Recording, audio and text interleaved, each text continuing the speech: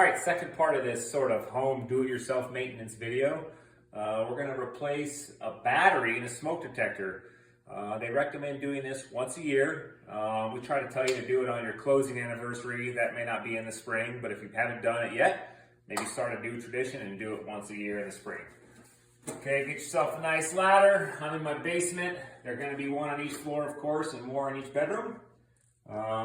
There's two parts. You have the escutcheon here, and you have the actual unit here.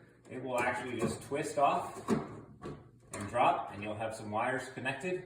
You can see how it hooks in. If you want to, you can actually disconnect this. That is not really necessary.